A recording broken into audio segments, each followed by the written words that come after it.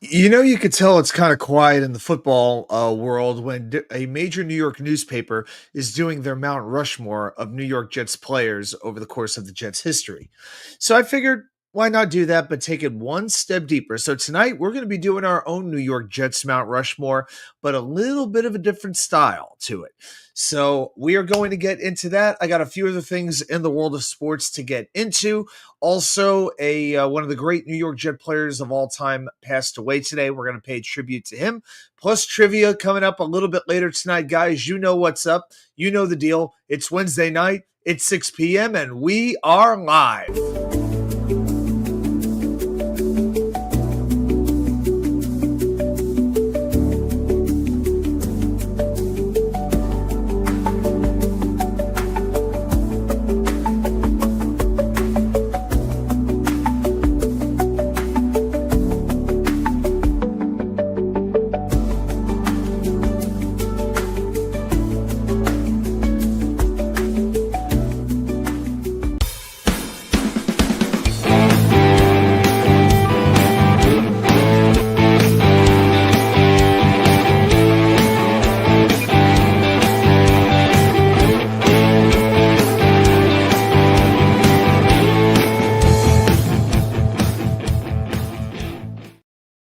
And well. Welcome everybody back to New York Sports WickerMedia. I'm Watts UK99. Thank you as always for taking the time to join me for this weekly Wednesday night extravaganza. I also want to thank the great Nick Shine for having me on Sunday night on the Nick Shine Show. I see he's doing his own wheel there for a rap for all kinds of cool stuff. So, but it was nice to be on with one of my longtime Jet friends. So you can check that out on the Nick Shine Show channel if you haven't already. All right, so we're going to get into a couple of things here tonight because I got some stuff that is just pissing me off. Can I just say it right now?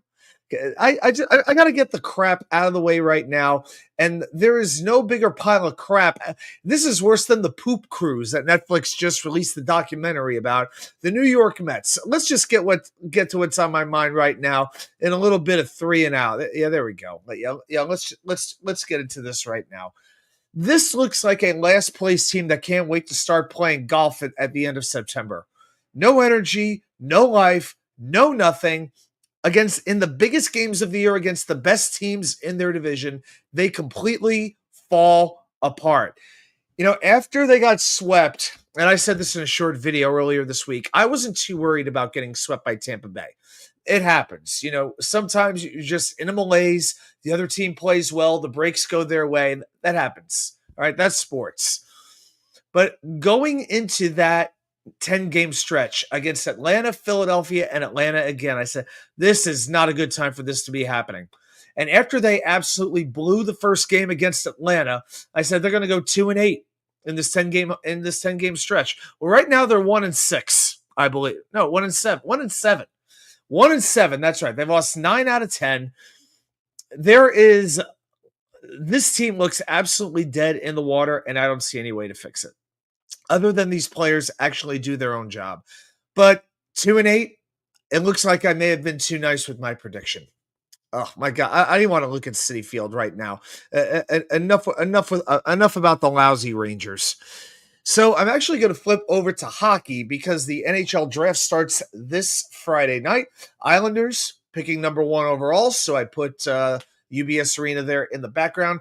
The Devils don't pick until number 50. And then as of this past Tuesday, the news became official.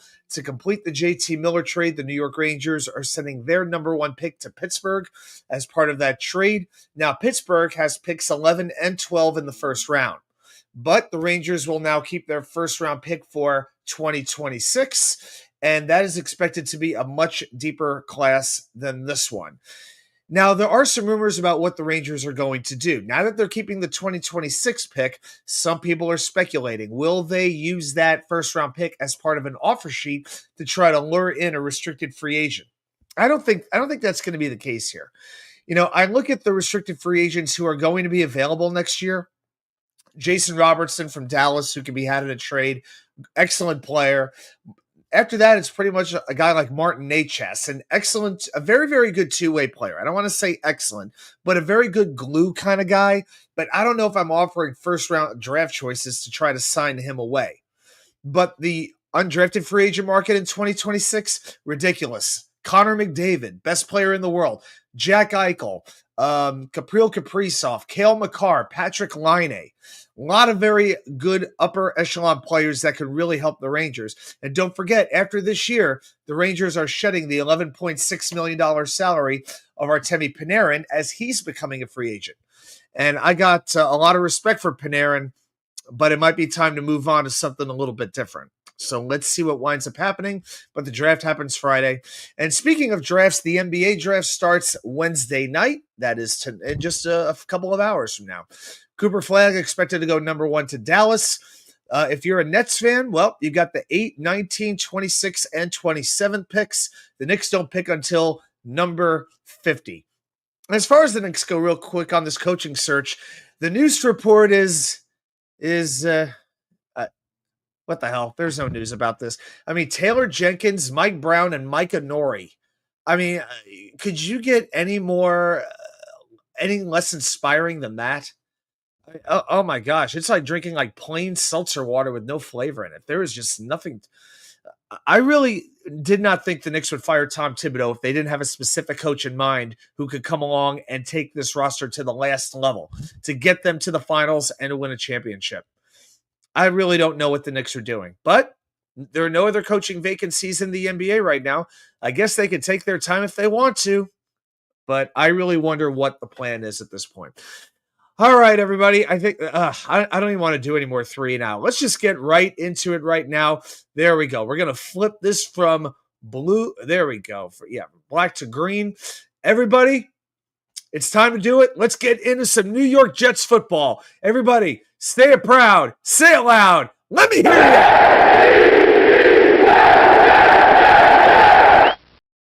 That's right. And let's say a couple of quick hellos to a couple of folks here in the chat.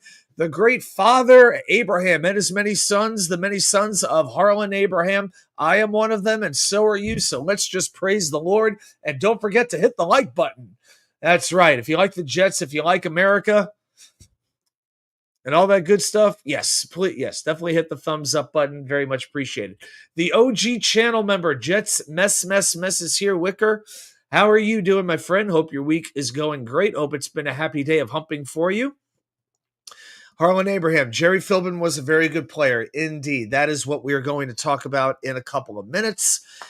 He also says firing Tom Thibodeau is not a good move for the Knicks. As of right now, it looks like a very foolish move, or at the least a very short-sighted move. Now, I try not to judge those types of things until we see who's replacing. Then we can start to have a little bit of an opinion. But on the surface, it looks very, very short-sighted. And that's what bothers me. That's what bothers me, especially when you have Halliburton and Tatum out for most, if not all of next year, which sets back Boston and Indiana considerably. You know, Cleveland's got to prove that they can win in big spots. Knicks have an excellent chance. I mean, if they hadn't let Thibodeau go, you know, you add a little bit of depth, a little more outside shooting, and you can make a good argument. The Knicks are the best team in the Eastern Conference. Right now, I don't know what to think. I feel like they're a wild card. You've got Detroit on their way up. Orlando made kind of a crazy trade, but they might be on their way up too. So I really don't know what to think right now. So let's get into some New York Jets football. So, and remember, rookies report to camp on July 19th, so we're just a couple of weeks away from that. But the big thing people were talking about this week was Woody Johnson purchasing 43% of the Crystal Palace English Football Club in the Premier League. Crystal Palace is based in South London. And for that 43%, he had to pay $254 million American dollars. All right. So there's a lot of Jet fans wondering, does this affect how he does things with the Jets? I mean, what do we really look at here? Well, so here's something to be encouraged about. The NFL season goes from September to February. Well, in the Jets' case, September to the very beginning of January. All right, yeah. Their season does not include February. We know what's up, right? But then the English Premier League season goes from July to May. Okay, so the Premier League season is very, very long, but it overlaps with the NFL season. So that's a good thing. As Woody is getting acclimated to being an owner in British soccer, there's a good chance he might be spending some time over there and figuring it all out. So this might mean that unlike the last couple of years when he was constantly meddling in Joe Douglas's business, Rex Hogan's as well, Chad Alexander's as well, I guarantee you that's why he went to the Chargers for basically the same position. It seems like Darren Muji, Phil Savage, and the likes are going to be able to do what they feel they need to do at the front office. And possibly that factors in with Aaron Glenn as well. I think it does. But still, even though it's 43% of the franchise, he is by no means the first owner to own multiple franchises. Mark Atanasio, he's an owner of the soccer team in Norwich, England, and he's also the owner of the Milwaukee Brewers. So this is not unprecedented. And if you happen to know any Crystal Palace fans, pray for him. So let's see what winds up. But again, as a minority owner, he can only do so much. He will not have the power that he has with the New York Jets. The great Scott Foster, how you doing? Cheers, my friend. Protein drink tonight, guys. Yeah. Gonna go with the vanilla protein and the water tonight, guys. Yeah, so trying to go easy on the beer for the next couple of weeks while I'm doing this whole running program. So I got that big run at the end of August, so I'm trying to go a little bit easier on the beer this summer. So trying to. All right, so that's the story with Woody. I did want to spend a minute here on Malachi Corley as well. A lot, and there have been different stories that Corley's roster spot is not assured. Certainly his playing time is not assured. And to me, it should be that way because Malachi Corley needs to get it through his head. He is going to earn his roster spot, and he is going to have to earn every play that he is on the field. Now, do I think he's going to get cut? Is this a Ja'Kai Polite caliber of a draft pick? I'm not ready to go that far. Corley does do a few things well. He blocks well. He has great speed. He has great agility. Now, he came into this league with a few question marks, and we knew about that. His route running was not defined. He had a very limited route tree at Western Kentucky. His ability to make contested catches, that was a question as well. But the speed and agility cannot be taught, and they cannot be denied, and they should be translating well to the NFL.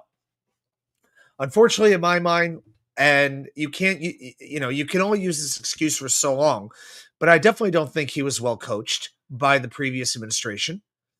But at the same time, you know what? Talent usually finds a way to produce. So here's my thing. If he does get cut by a front office and coaching staff that has no loyalty to him at all, I will give the organization credit for being bold enough to make a potentially unpopular or controversial move. Now, I've said before, I was a Corley guy even before the Jets drafted him. His professionalism, his work ethic, which has come into question, that was never supposed to be a problem, which is so strange. If I had to give you my thoughts right now, my expectation would be he makes this team, but I'm not confident he's going to make a major, major impact. We look at what the Jets have at receiver right now. And I'm not even including the tight ends or running backs who could also catch passes. But we know this is going to be a run-first team. Obviously, you have Garrett Wilson. We know what he is. You currently have Alan Lazard. In my mind, he's on this team until he isn't. I'm looking at him as being part of this team. You add Arian Smith, the rookie, who the Jets did invest something in with this front office. Josh Reynolds, who they brought in from Detroit. Xavier Gibson, I think he has a very good chance to make the roster because of his punt returning ability. You add what was it? Tyler Johnson from the Rams. Again, I think he's been a little bit overlooked a little bit. But if you look at just those players, that's 6 wide receivers right there. Are the Jets really going to take 7 wide receivers? Because if they do, that's where Corley's coming into the picture, I would say, as of now. And that's not even factoring in the undrafted free agents. Jamal Pritchett, Brandon Smith, Brandon Skinner, Dymere Miller, these types of guys. So Corley has nothing assured, and if he doesn't get that through his head by now, it ain't going to ever happen. for him. But just because he makes the roster doesn't mean he's going to make an impact. And when you're the seventh receiver, if you're the, I'll be nice, sixth or seventh wide receiver on a team that is probably going to try to run the ball at least 65% of the time, you're not going to have a lot of opportunities to make a major impact. So as once the veterans start to report around July 22nd, it's going to be very interesting to see. Again, I want to hear what Corley has to say in an interview. I want him to have a press conference. I want to hear if he gives canned answers, if he gives some honest answers, if he pours his heart and soul out.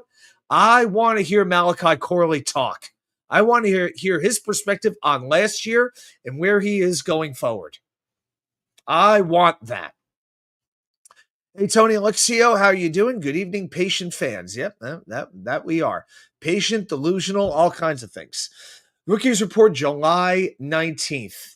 Jets mess. So it's a little bit under a month away, and July 19th is a Saturday, just so you know. And then not long after, like 3 weeks after that, it's our first preseason game. So once they start reporting, boom, it's going to be news, and more news. All right. So that's kind of what's going on as far as current news goes. I did want to take a minute and pay tribute to Jerry Philbin, who passed away today. His family reported it on his Facebook page. And actually I don't even think the Jets have released an official statement yet. Even I haven't seen a beat writer report on it outside of Samini. And I think he just wrote it about 2 hours ago. But I want to spend a minute on Jerry Philbin because I think when people think of that Jets Super Bowl team, the first thing they think of is Joe Namath. They think Don Maynard as well. But I don't think the defense really gets a whole lot of respect. I really don't. And Jerry Philbin was one of the real anchors of that defense. So he was a 4-year starter for the Buffalo Bulls. The Bulls became second team All-American academic team. He was drafted by both the Detroit Lions and the New York Jets in the third round of the league's respective 1964 drafts. And he was asked years later why he chose to sign with the Jets instead of signing with the Lions. Lions were an okay team back then, and the NFL was obviously a more established, more secure league at that time. And this is what Jerry Philbin said, quote, "I was a big New York Giants fan growing up, so I was always an NFL fan. But the Jets took the time to fly me in a private jet to New York, and I was met at the airport and so on. They showed me a lot more respect. There was never any doubt in my mind I was going to sign with the Jets." And well, he joined the Jets, became an immediate starter, became a perennial All-AFL selection at defensive end. He played for the Jets for 9 seasons. Was named an All-Star in 1968 and 69. And Philbin wasn't a big guy. He was nothing like the pass rushers we think of today. He was just 6'2", but he was ferocious. He was quick, and he had a really nice spin move that allowed him to beat offensive linemen. In 1968, now I know the NFL wasn't counting sacks. They didn't do that till 1982. But in the Jets Super Bowl regular season, he was credited retroactively with 14 and a half sacks. Not too bad. Then, of course, he helps the Jets win the Super Bowl, holding that Colts offense to 7 points, which had Earl Morrall as quarterback, who was named MVP of the league last year. A lot of turnovers had a lot to do with that. Lou Michaels can't even make a 26-yard field goal. But then Philbin was named in 1970 to the AFL's all-time team. So of the 10 teams that were in the AFL, all right, so I know it was only 10 teams, but Philbin was named All-AFL, one of 2 defensive ends to get that honor. And it kept going from there. The Jets inducted him into their Ring of Honor back in 2011. And then in his post-playing days, of course, got married, had a couple of kids, got into the sand and gravel business. He owned a business for a period of time. He eventually sold it and lived most recently in New Hampshire, and then went over to Florida to be closer to his grandkids. And I actually thought when the NFL did their profiles on every Super Bowl team, they always interviewed 3 people from that team. And for the Jets, they interviewed Joe Namath, Don Maynard, and Jerry Philbin. And I thought Jerry Philbin really stood out. I thought Philbin was great, talking about how Joe Namath had to grow up, how Philbin explained he needs the responsibility. They told Weeb Eubank, even though he wasn't acting like a leader, they said, you've got to make Joe captain. He needs the responsibility to grow. Guys like Jerry Philbin recognize that. So that's a leadership. Somebody who's in touch with people, who can read people and figure out the appropriate course of action. Leadership isn't just rah, rah, yell, yell, and motivate. You got to know people. You have to be able to read people and then figure out what the right action is. And Jerry Philbin did that. And also, I think it's kind of cool that he wore number 81, but he played defensive line, a little bit different than how things became. So Jerry Philbin, we salute you and all the best to your friends, family, and former teammates. So prayers to you. Thank you. All right. So on that note, we are going to do something a little bit different tonight. So usually we're finding some current news, we're giving stats, we're breaking things down, we're previewing things. There will be plenty of time for that. Indeed, very good defensive lineman, no doubt about it. So what we're going to do is do offensive linemen for the New York. I'm sorry. Let me start over.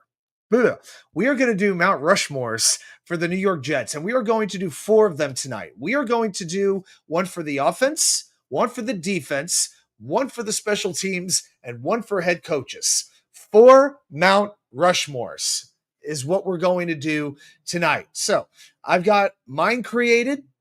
You might agree, you might disagree with my picks, and that is all part of the fun. I am totally fine with that. Goodness, pardon me, as I'm trying not to sneeze, but I'm all right. Okay, so let's get right into this. Now, the New York Post did just their 4 players. And on their Mount Rushmore, they had Joe Namath, Curtis Martin, Joe Klecko, and Don Maynard. And to be honest, I thought that was a very good Mount Rushmore. I think if I was doing just one Mount Rushmore of 4 Jet players all time, that's where I would go. Yes, you could have the debate Klecko versus Revis, but to me, Namath and Maynard, you cannot dispute them. Curtis Martin for the consistency, for the class, and the production. It's very hard to rule him out as well. But to me, after that, you could go Klecko, you could go Revis, you could go Mark Gastineau if you wanted to. But I was fine with Joe Klecko. So let's talk about the offense first. So with our first Mount Rushmore, I'm gonna shrink me down a little bit there. This is my Mount Rushmore of offense, and on this Mount Rushmore, I've got Joe Namath, Curtis Martin, Winston Hill, and Don Maynard. Yes, I hope you like that. I used the actual graphic of Mount Rushmore and added the players on top. Joe Namath, maybe the greatest character in the history of the NFL. And if you look at the Jets' all-time passing marks, first in yards, first in touchdowns, first in interceptions, which, is just part of the deal. He was very much a gunslinger. He was Brett Favre before Brett Favre. First in game-winning drives, he had 15 of those. Was named Super Bowl MVP. I think some people would dispute that. Some would tell you it should have been Matt Snell. But it was Joe Namath who I think galvanized the Jets to believing they could win, and also planting doubts in the minds of the Baltimore Colts that they didn't have the win locked up. And when Joe Namath came to the Jets, let's be honest, who did they have before that at quarterback? Al Duro, Dick Wood. Dick Wood was our quarterback. We talked about Vanilla a moment ago, being basically comatose. Yeah, Dick Wood didn't give you personality.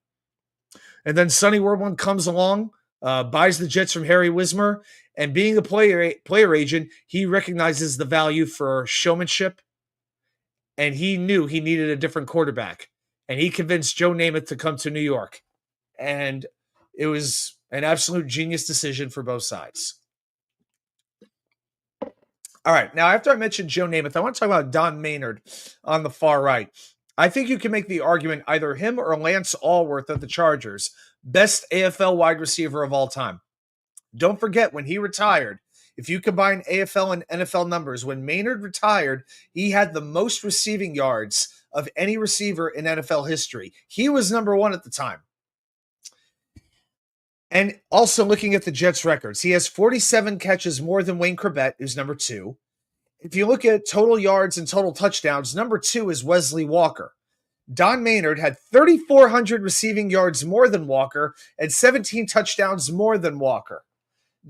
Don Maynard, during 14 game schedules, left pretty much every other Jets wide receiver in the dust. Unbelievable. And yeah, we recently lost Maynard as well. But yeah, Namath helped make Maynard, and Maynard helped make Namath. No question about it. And the AFL championship game against the Raiders had that ridiculously long catch. He told him, said, Joe, I got a long one in me when you need it. And he made an amazing catch over George Atkinson in Shea Stadium. And then not long after that, caught the game-winning touchdown in the back of the end zone. Curtis Martin, 10,302 yards, 58 touchdowns, 83.8 rushing yards per game. Let's put that last number in perspective. Thomas Jones was here 3 years. He averaged about 78, 79 yards per game. After that, you have to go to John Riggins, averaged 63.6 rushing yards per game. Curtis Martin, oldest player ever to win a rushing title. Curtis Martin's just a guy you cannot dislike. You can't dislike. Even people who hate the Jets have to respect Curtis Martin. You know, the boy wonder. Bill Parcells called him his boy wonder. I don't know if there was another player that Parcells loved as much as he loved Curtis Martin. And then I went with Winston Hill for my number 4. 14 years with the Jets, first team All AFL many times, 8 Pro Bowls, more than any other Jet. And at the time when he retired, Winston Hill held Jets records for most consecutive career games played at 195 and consecutive starts 174. He was durable. He was tough. He was good. Charter member of the Jets Ring of Honor. So to me, I got to put Winston Hill on this. After that, Nick Mangold, Wayne Corbett, Wesley Walker, Al Toon, Kevin Mawai, Randy Rasmussen, many other worthy candidates. But to me, if I'm looking at the 4 best of all time, and I know 3 of them go back to the Super Bowl era, but to me, it's Namath, Martin, Hill, and Maynard in no particular order. But that's how I feel. That's right. I think what was a first and third round pick that we gave up to get Curtis. I know it was at least a 1. We had to give New England our first round pick. I know we had to do that.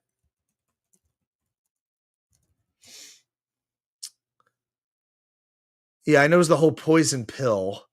And it was an offer sheet, and the Patriots. Yeah, what did the Patriots get back? Not that it mattered. Yeah, first and third round picks in 1998. Yeah, that's exactly what they got. So, hey, Grandizer, how you doing? Hope you're having a good night. Baba Booey to you as well. That's right, Winston Hill, great offensive lineman. Even had a barbecue restaurant in the Denver airport for a lot of years. Yeah, so that's pretty cool. So that's my offense, Mount Rushmore. Now let's go on to defense here. Now for this one was pretty difficult for me to do. Obviously, I had to have Joe Klecko. So Curtis Martin was a restricted free agent. Okay, so then we signed him to an offer sheet and we basically, the contract was structured in a way that made it very hard for New England to match. And because of that, they didn't match. We got Martin, and we had to give up a first and third round pick. So it was a restricted free agent situation. So Joe Klecko, first and foremost, 78 career sacks, Pro Bowl at 3 different positions, Hall of Famer, played nearly his entire career with the Jets. Mess, I promise you, I'm going to talk about Mo Lewis. I promise you. And I'm going to talk about why this was my hardest decision. Mess, I'm with you, and I'm going to get to it. All right, I promise you. Darrelle Revis, pure dominance, goes past the stat sheets. From 2008 to 2010 or 11, maybe the best player in the world, regardless of position. Was robbed of Defensive Player of the Year at least twice, made it to the Hall of Fame.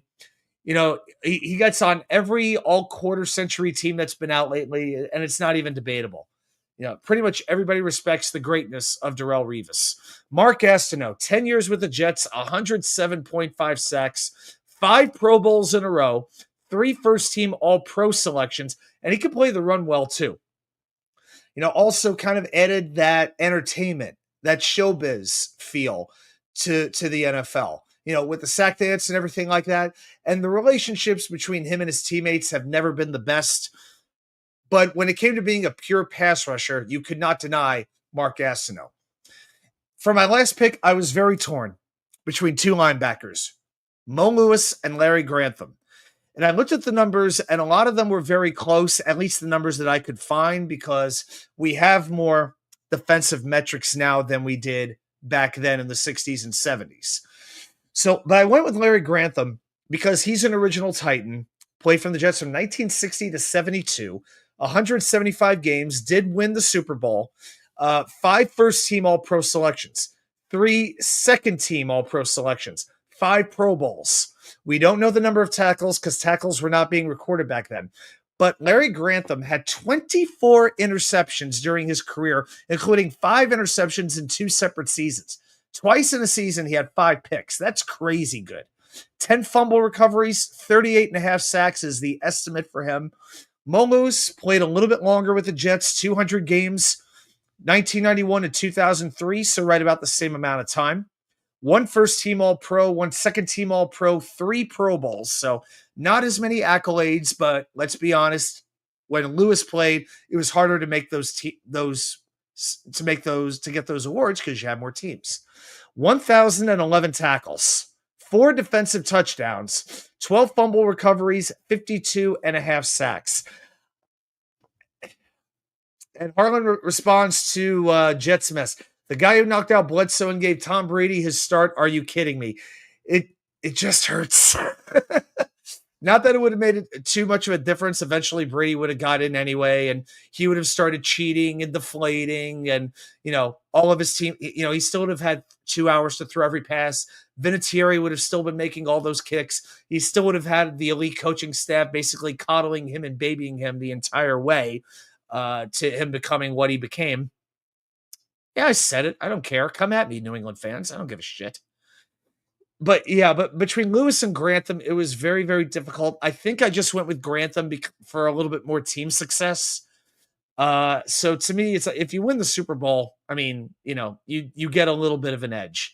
But Lewis had more sacks. Grantham had more takeaways. You can make a very fair argument, I think, for either one of these players. I also thought about Sean Ellis. I did think about Jerry Philbin a little bit too. Kyle Clifton, 1,468 tackles, far and away the most of any player in Jets history. Also the answer to last week's trivia question. But the first 3, Klecko, Gastineau, and Rivas, to me were no-brainers. After that, it was Grantham versus Lewis, but I went with Larry Grantham. All right, now we go to special teams. And when we go special teams, that could go any direction. We could go kicker. We could go punter. We could go returner. Hell, we could go long snapper if we want. It's our Mount Rushmore.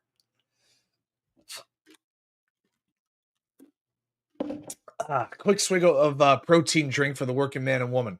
So I went with 2 kickers on this Mount Rushmore. On the right side of the mountain, I had to put in Nick Folk.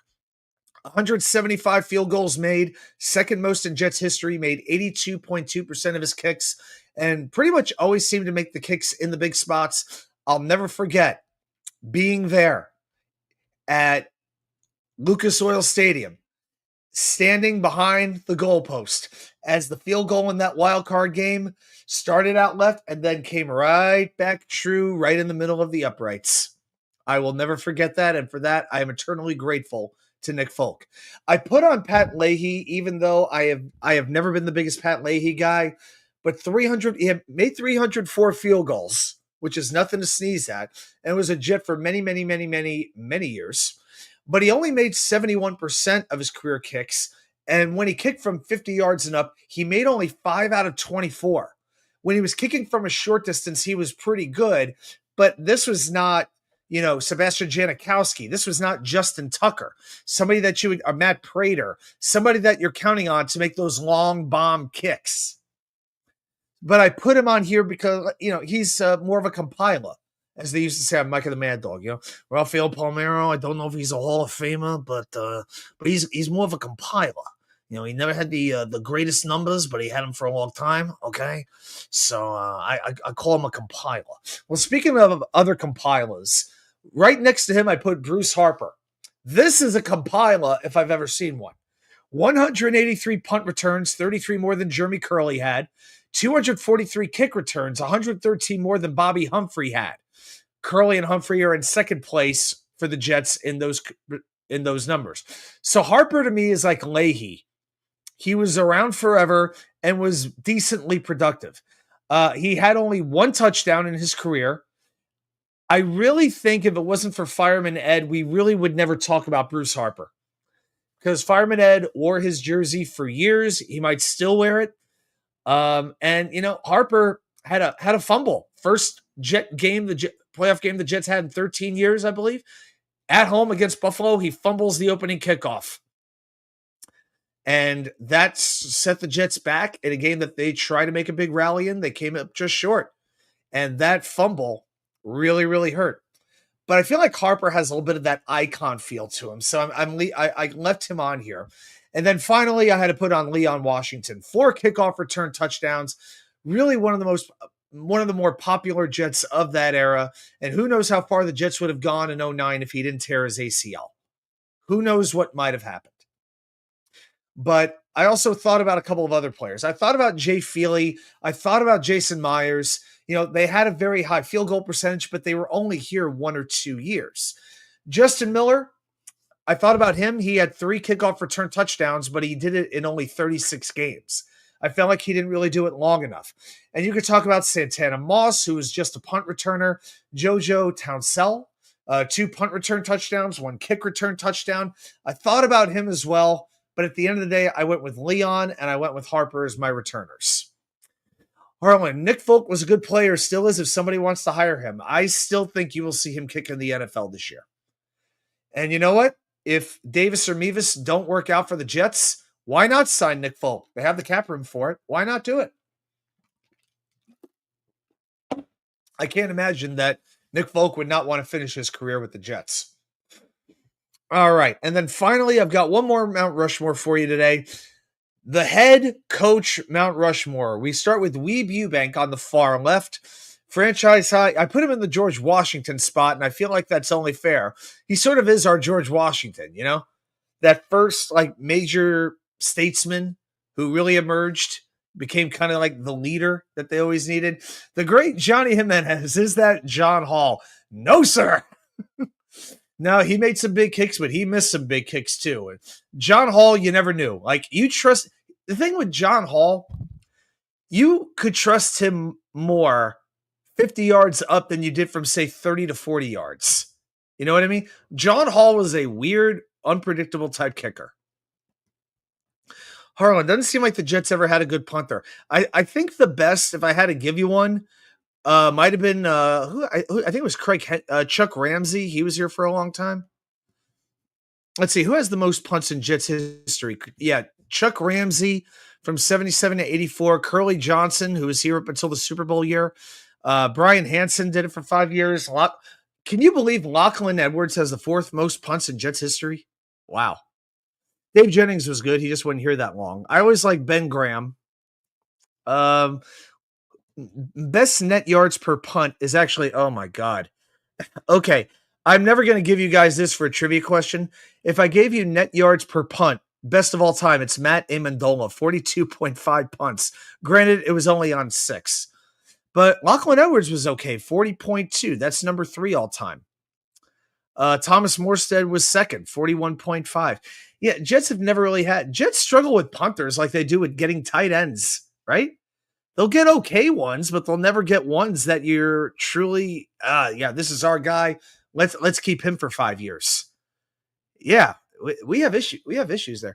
Jets mess with a very fair point. Yeah, I would like to see Mike Westhoff up there somewhere. That's actually a great point.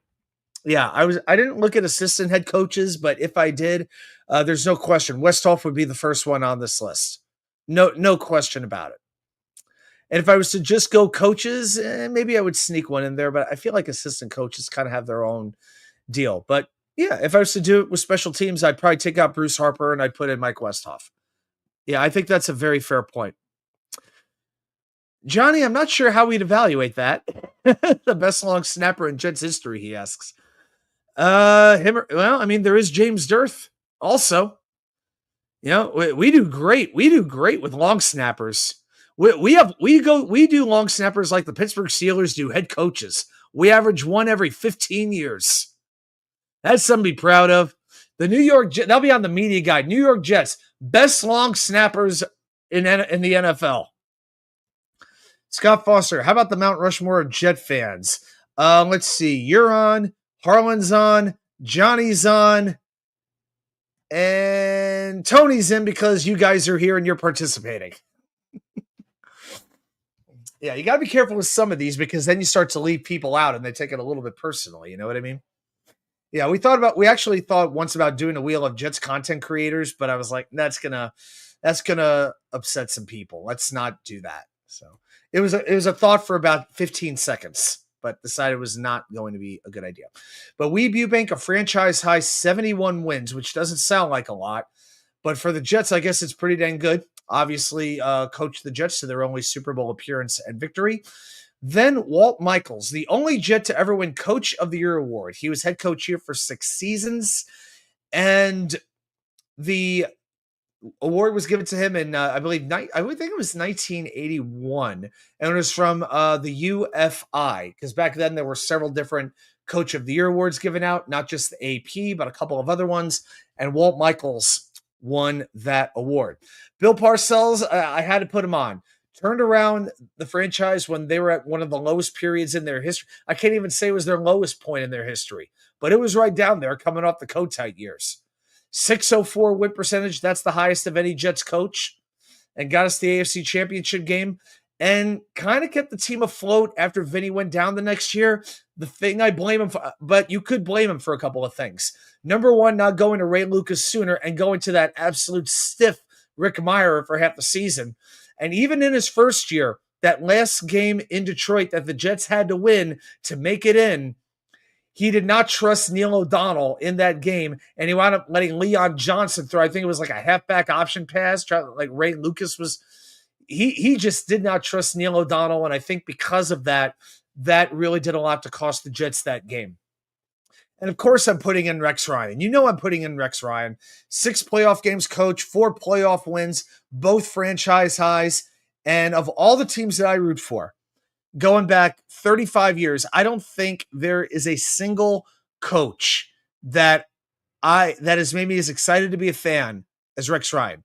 Mets, Jets, Rangers, Knicks, there's not another one. You know, even Mike Keenan, I felt with the Rangers, yes, he won a championship, but I always felt it was, borrowed time. Pat Riley was, up there. Jeff Van Gundy, yeah, up there too.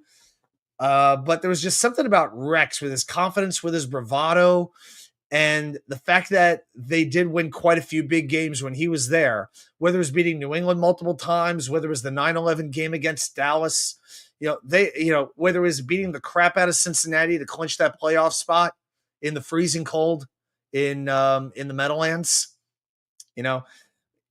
I was not a guy who wanted Rex back.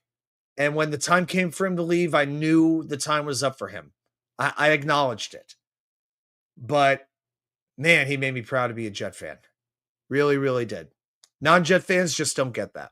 Grandizer with a question. What is your Mount Rushmore of Jets offensive linemen? Okay, if I was to do this, all right, I'd have to go. I'm gonna try to go 2 tackles, 2 guards, and a center, which is not going to be easy. For the center, I'm going Nick Mangold, edging out John Schmidt, Kevin Mawai, and Joe Fields. I've always been a big Mangold fan. For the tackles, I definitely have to go Winston Hill, and I think I'd probably go DeBrickashaw Ferguson. I can make an argument for Marvin Powell. I could do that. I don't know. Yeah, I mean Hill and Brick, and Hill actually played some right tackles, so you could even put him there if you want. But certainly he Ferguson, I don't think was ever the best left tackle in the NFL, but there's no doubt that he was always he was always durable, he was reliable, he was tough, and there is something to be said for that. So I'd probably go Hill, and I would go Brick.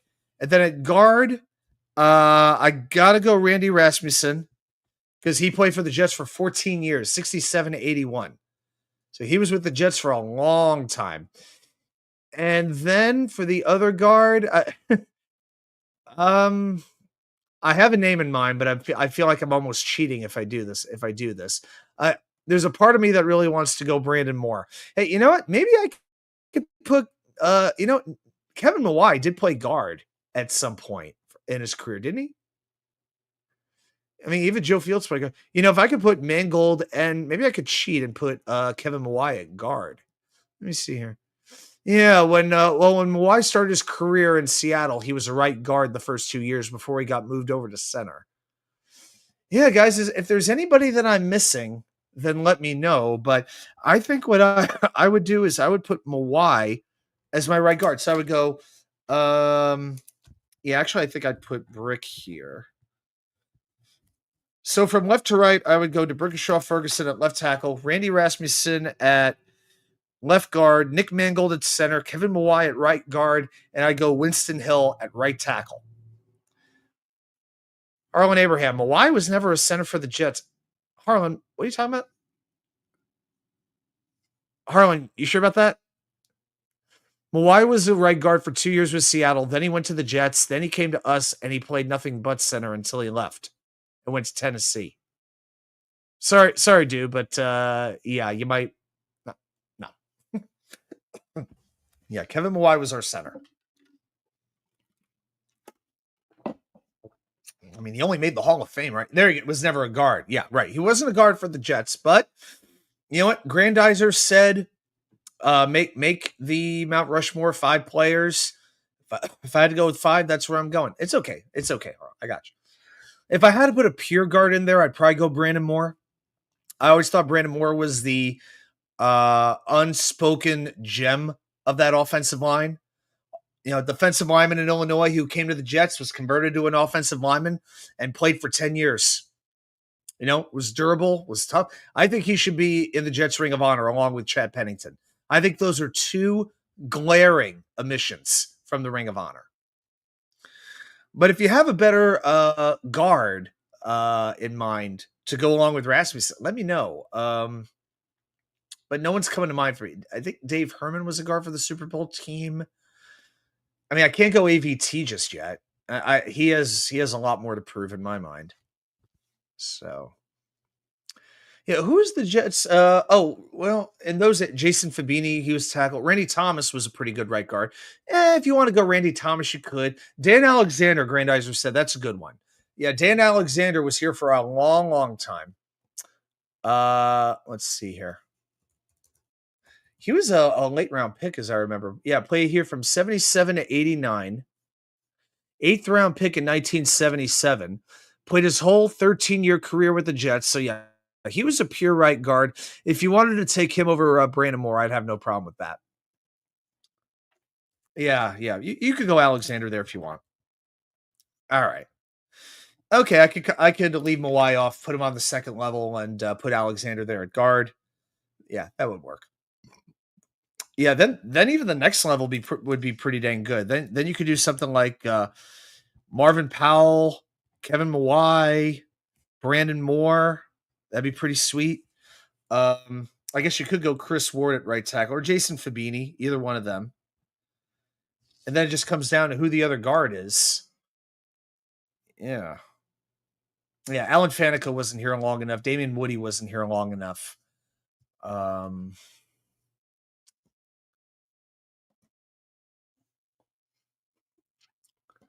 Yeah, let me see if there's like one other. Yeah, what's one other guard I could go to? Oh, I think I have a way here. Yeah, we could always have Brian Winters. I'm just kidding. Yeah, I found a thing here with Jets lineups over the last few years. Yeah, Rasmussen. You know what? You could put in Dave Herman. Yeah, he was more of a right guard, but you could definitely put in Dave Herman. Yeah, he actually moved to right tackle to block Bubba Smith in the Super Bowl. But yeah, Herman was here. He started for the Jets from 1965 and was here until 1973. So I'd probably So I'm giving you my first and second teams. I feel bad about having to leave off Joe Fields, but that's the way it goes. Fabini, Kendall. Yeah, Pete Kendall wasn't here long enough. Yeah. Yeah, I think that's my offensive line. So my first offensive line, I go DeBrickshaw Ferguson, Randy Rasmussen, Nick Mangold, Dan Alexander, and Winston Hill. Second team, I go Marvin Powell, Dave Herman, Kevin Mawai, Brandon Moore, and I'd probably give it to Chris Ward over Jason Fabini. I'd probably go Chris Ward there. But yeah, definitely two formidable offensive lines. There's no doubt about that. Yeah, Marvin Powell. We've lost a lot of Jets lately, haven't we? Maynard recently passed. Um, Another guy passed away who we'll talk about recently. Marvin Powell died not that long ago too, and today we lose Jerry Philbin. Yeah, we're losing some of our guys. We really are. Mm. All right. Well, I'll tell you what we're going to go ahead and do right now. It is now 10 to 7 on the clock, and I'm in no hurry to watch the latest Mets loss tonight, but what a disgrace. But there we go. Yeah, not sure I'm going to end up watching. I mean, the NBA draft, am I really excited about it? I'm not. I mean, the Knicks aren't going to be picking until like 11:30 tonight anyway, so what do I care? The great Jets Mess gifting a membership. Thank you, Mess. That is super kind of you to do that. Yeah, but the funny thing with this, if I haven't mentioned it, I can't look it up on StreamYard. I have to go into my phone and pull it up through YouTube. Johnny Boy, the newest channel member here. Hey, what else can I say? Johnny, what the hell took you so long? All right. Adam, didn't you say that as a future stream, you may have your top 10 Jet players who deserve to be in a Pro Bowl but never made it? I didn't say that, but I do have some, but it's an interesting idea. We got an interesting idea or two. Guys, remember, next week is wheel night. We're going to do the 3 and out, and we might sneak into trivia, but we're going to just be doing a couple of wheels next week. Just as my way during the week of 4th of July, as we celebrate the United States of America, I want to basically say thank you for the sports. So I'm just giving that as my way of saying thank you. So we're just going to do wheels. So it's just going to be, we're not going to do analysis, nothing like that. No slides, nothing crazy. We're just going to do a couple of wheels, kind of see how it goes. And maybe we'll try to get some folks on during the show too, because it is more fun when we can have somebody on. But if you would like to be on, shoot me an email, let me know, and I could send you the link, and you can jump on for a little bit if you want. So, yeah, that is definitely open to you all. Okay, guys, let's go ahead and do what we do every week right about this time. Every week, you know what happens. I head into the labyrinth of Jets knowledge. I bust open the books. I dust off the Encyclopedia Britannica. And I pull up the websites and I, watch UK99, challenge you, the most loyal fans of the most loyal fan base in the National Football League. Just how much do you know about your New York Jets? So if you are ready, let's play Jets Trivia.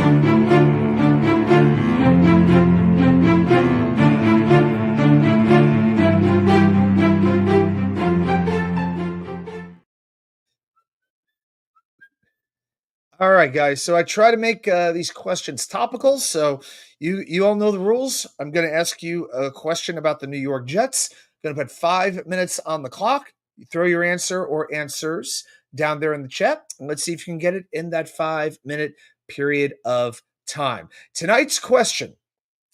This is one that I made up just in the last, actually just this afternoon. I had one in mind, but that is going to wait till next week. I wanted to do a Jerry Philbin question. Since he passed away, I wanted to pay a little tribute to number 81. So your question tonight goes like this.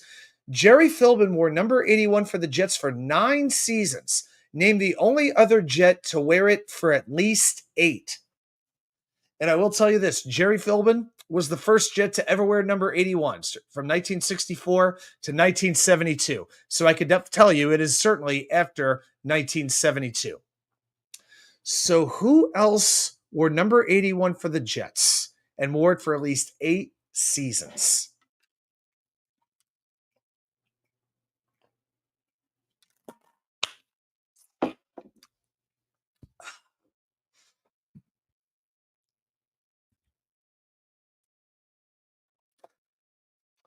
And of course, another reminder, please hit that thumbs up button if you haven't already.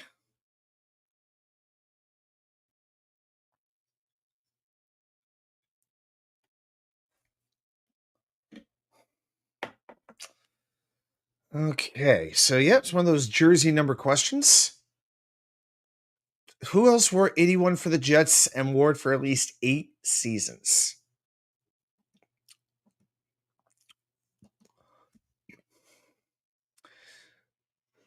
Hmm. Not seeing a whole lot of answers. I might have this one might be a little challenging. Okay. You know, some might make a little bit easier and some might make a little more challenging. You never know. All right, that's a minute and a half down, guys.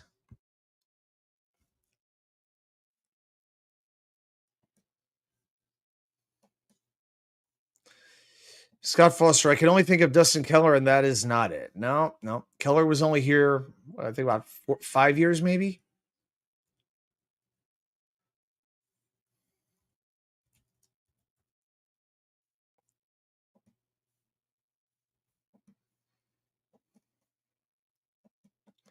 Yeah, Keller played here for basically 4.5 seasons, we'll call it. Played all 16 games each of his first 4 years, then played only 8 games in 2012 and was never heard from again. Out of the league at age 28. Grandizer, Terrence Mathis. I know he was with the Jets for a bit, but 8 years was too long. Yep. Wasn't with us all that long before he went over to Atlanta and became a stud for them. David D. Quincy Enunwa or Lee Hey, David, how you doing? Or Lee Cravat? No, Quincy, his career did not last as long as we would have liked. Injuries definitely cut what could have been a very promising career way shorter than it should have been. Yeah, Harlan also coming in with Quincy Enunwa. No, one Quincy. Got a little bit over 2 minutes to go on the clock here, ladies and germs.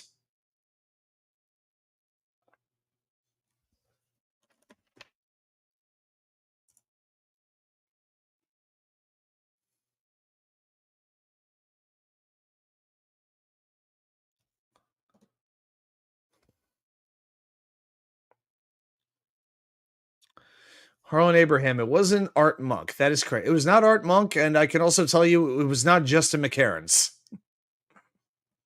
So I'll rule him out for everybody as well. So you can't say I didn't give you a hint. But this guy did play offense. This isn't a guy who played like Jerry Philbin, like an offensive lineman who wore 81. This guy played offense, and he passed away just in the last year, this particular player as well. Just over a minute left to go.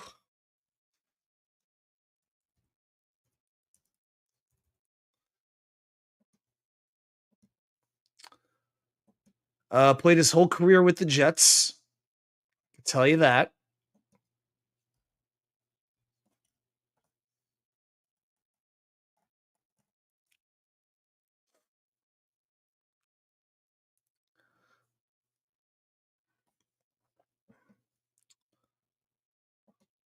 All right, got about time's ticking down now. So this player's from Jacksonville, Florida. Went to the University of Florida, and the Jets drafted him in the 8th round in 1978.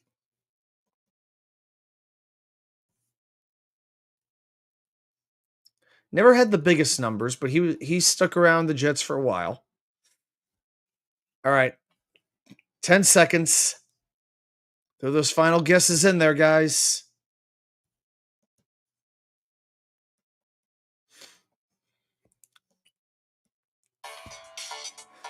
All right, we have hit the time, and it looks like we do not have a correct answer. All right, Jerry Philbin wore number 81 for the Jets for 9 seasons. Name the only other Jet to wear it for at least 8. The correct answer is Derek Gaffney. Was with the New York Jets from 1978 to 84, and then again for a few games in 1987. And he actually he just passed away St. Patrick's Day, March 17th, at the age of 69. So by doing this, we're paying a little tribute to both Jerry Philbin and Derek Gaffney. So, chat, sorry, but it looks like you didn't win this round. But good try. it was certainly a good try, maybe a little bit of a difficult question, but usually if I only ask you for one answer, the question's a little bit harder. If I need multiple answers, it's usually a little bit easier. Scott Foster Rosie, 85, 86, just one plan. Didn't play. Yeah. He just didn't. I don't know if it was injury related. But he played, just looking at this, played 16 games in 83, 12 in 84, started 7 of those games, 19 catches, 285 yards, and then didn't play in 85 or 86. Tried to come back in 87, and 2 games later he was gone. He was done. Yeah. And here's the thing. He only had 7 touchdowns in his career, and 6 of them were in his first 3 seasons. So he just like kind of hung around very quietly for a while. Like his best year may have been his first year. Career highs in receptions with 38, yards with 691, longest reception of his career with 50 yards, and 3 touchdowns was a season high as well. So he never quite got back to the level that he was at his rookie year in the 1978 season. So that's just a little knowledge about Derek Gaffney. So there we go. All right, guys. I am going to call this a night. So join me next week for the wheel show. We're going to spin the wheel a bunch of times. Going to have a whole bunch of fun. And you're not going to want to miss it. So everybody, I want to thank you very much for hanging out with me. Especially you regulars who are here every Wednesday faithfully. Means everything. So have a great rest of your week. And I will see you all right back here with more content from you know where. The Wicker Chair. Have a good night, everybody.